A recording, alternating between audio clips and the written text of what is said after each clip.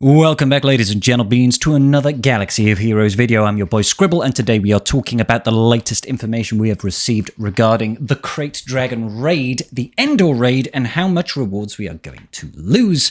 Kinda sucks, but we better dive into it. Let's break this down.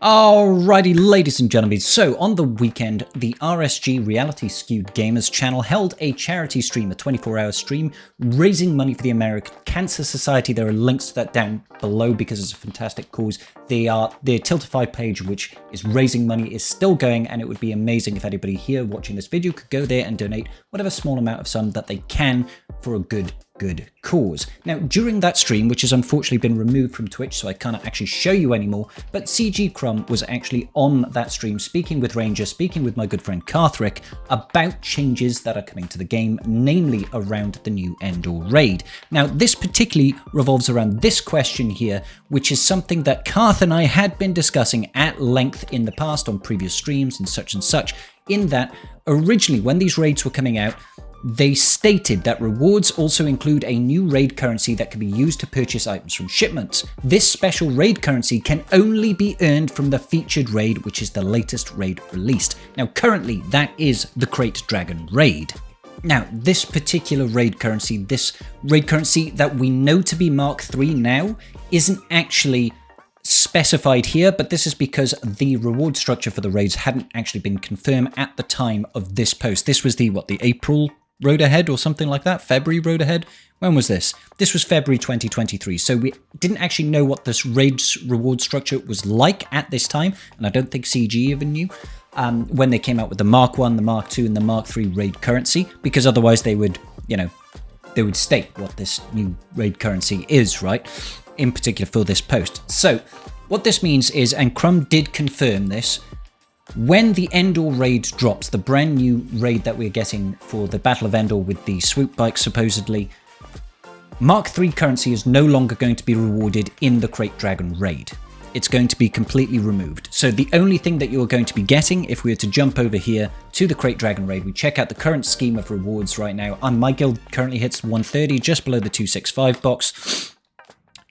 I don't know if we're going to get the personal reward track. We're probably not. This is probably going to be removed because you can see we can get parts of the Mark III raid tokens reward here. But if we take a look at this box here, this is what we currently get rewarded for the Krayt Dragon Raid. 1,450 Mark III currency, which we can then convert into girder keypads, into impulse detectors, into, electrum conductors, whatever you happen to need. The Zimbiddle cards, all that stuff can be bought with this currency. Now, that is going to be removed with the outcoming release of the Endor Raid. What does this actually mean? This means if it is going live in the means that Crumb is suggesting it is going live, which just means it's just getting completely removed, we're no longer going to have this as the featured raid, which means no Mark III currency from this whatsoever, and it's only going to be available from the new Endor Raid. It means that any investment that you put in now to this Krayt Dragon Raid that you do not necessarily put into upcoming raid teams for the new raid may mean essentially you're just getting less rewards. That's what it means. Unfortunately, the Mark III reward currency is kind of important if you want to keep on progressing. Let's go ahead and check. So we can buy girder keypads, which is essential obviously for getting Relic 9s. You can buy aero magnifiers, which you need to get to Relic 8. Impulse detectors, these are all very important. I mean, Erodiums I wouldn't waste my currency on personally, but these are all very valuable things for us to purchase if we actually want to hit higher tiers of rewards. So the one thing I can say right now is don't invest in Krayt Dragon Raid teams. Get Leia. I mean, that's the long and short of it really, guys. Now, my biggest concern with this is that there's going to be a lot of people that this doesn't affect, right? We know, for example, actually, let's pull it up. So here we are, this is the actual July Road Ahead announcement, and we can see that the planned allowed characters for the new raid are going to be Admiral Akbar, C-3PO, Chewie, Han Solo, Hera Syndulla, Phoenix character, Lando Calrissian, the OG Lando Calrissian, Wedge Antilles, General, a lot of these characters are relatively accessible, completely understandable. Han Solo, for example, is an R8 requirement for Jabba the Hutt. A lot of people are going to have that character already reliced up. Similarly for C-3PO, Chewbacca is another fantastic character, Akbar, maybe not so much. Jedi Knight Luke Skywalker, fantastic. Wedge Antilles, these are all things that have been requirements for previous legendary events, but that does not necessarily mean that this raid is easily accessible. There are going to be people that have exclusively focused on trying to get up to getting a decent raid reward box from the Krayt Dragon Hunt that are not going to have an effective team or not going to have equivocal rewards when they move over to this new raid system. That unnecessarily punishes players for no reason, if you ask me. Now, this is just my personal take on it. Do I think investing in characters is a bad thing? No, I do not think that at all. I think developing your roster is always a good thing, but in this game, it always comes down to an opportunity cost. It's like, you can choose to gear this thing now, you can choose to invest these relic levels now in order to gain the benefit at the cost of investing into something else. For example, if you are currently pushing for Jabba the Hutt, that is a great choice because Jabba gives you access to so many good things in the game. You get the Smuggler's Run 2 event, it does really well in TB, it does really well in GAC, in Territory Wars. It also is a top scorer within the Krayt Dragon Raid. However, investing all those gears, those relics, into Jabba means you will not be able to also invest directly into getting Galactic Legend Leia Organa when she hits the field, and then the new raid will come in, and all of a sudden you're missing 2.7 million damage from this new raid. I'm making a few assumptions here based on how the scoring is going to work in this new raid and how effective Leia is going to be, but we can assume that's going to be the case. That's just I think that's a logical assumption to make.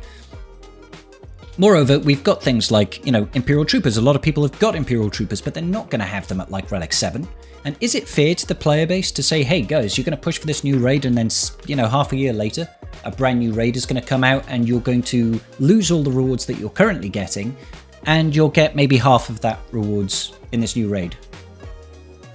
Just like half of it for, not that, you haven't done anything to lose it, you're just not getting it anymore.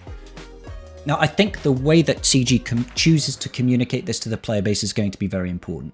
I think they have to, they have to put this across as a positive for players and not seen as if you're punishing players and wasting away their investment. There are people out there that have invested Relicates into a Hutt Cartel split, for example, taking people like Sorty and Cad Bane and other people like that up to Relicate in order to maximize their Krayt rewards that are now just going to be stripped away. And it's not like they didn't benefit from having those Krayt rewards at the time. They did, of course they did. Maybe they got themselves up to a couple of tiers additionally in their personal reward track. Maybe they helped their guild get to the higher tiers. But is it fair for those rewards to be stripped out? To be removed? I don't know. My initial gut reaction to this is going to go down rather badly. People don't like losing rewards. You saw what it was like when Krayt Dragon Raid first came out, and people felt like, well, unless we can start hitting the 90 million or the 130 million boxing Krayt Dragon Raid rewards, I feel like I'm losing rewards compared to how it used to be with, running the C Pit and running HSTR and simming the other two raids. Like, it felt like it was a step back. This feels like another step back again. And I understand why CG is doing it. They want to incentivize getting the new GL. They want to incentivize playing the new content that they're working hard to release. But the good way to do that is to reward players for going for it, not punish players that don't, if you catch my drift. That's just my personal take. Like, instead of stripping it out, why not just add something new to these rewards that make it enticing? I know they don't want to flood the market, but for example, say they were to introduce something like Relic 10 with this new raid reward, right? Why not just add that as a reward on top of what you would normally get for Krayt and keep Krayt rewards the same? That way, people who had invested in Krayt and can still do damage in Krayt can keep doing those rewards, not earning any less than they were previously, while they work on building teams for this new raid, and then jump over to the new raid when they are ready, when they are able to actually submit a decent score. Or instead of Relic 10, if Relic 10 is not on the cards, how about just adding some signal data into the new raid reward system? So you get all your Mark 3s as usual, but you also get some signal data. Signal data is such a valuable commodity in the game right now because of all the relicking we need to do for things like Leviathan and the raid and for TB. It's such a crunch. Why not address that? Why not incentivize that with the new raid? Heck, why not even do that for new General Leia when she comes out? I keep saying General Leia, it's not General Leia. Galactic Legend Leia when she comes out. Her version of whatever Smuggler's Run 3 could potentially be. Why doesn't that reward us with some signal data or something like that? You know, the more I go over this, the more concerned I am. We know we are going to receive a post. Apparently, a post is being worked on to clearly delineate how the changes are going to happen, when it's going to happen, somewhere down the line. Apparently, it's a lot of work has been put into it already. So I'd like to try and reserve judgment until we see how this happens. I don't want to go all fire and pitchforks, but my first initial feelings about this, and this was my concern, is that how are people going to justify investing in the Krayt reward now if we know that in 3 to 4 months we're getting a new raid that's going to strip away our current rewards? Even if we are, you know, we're not going to be getting the same rewards. We're not going to immediately jump in and get the same 130 mil box. At least it's unlikely that we do. So we're going to take at least initially a step back.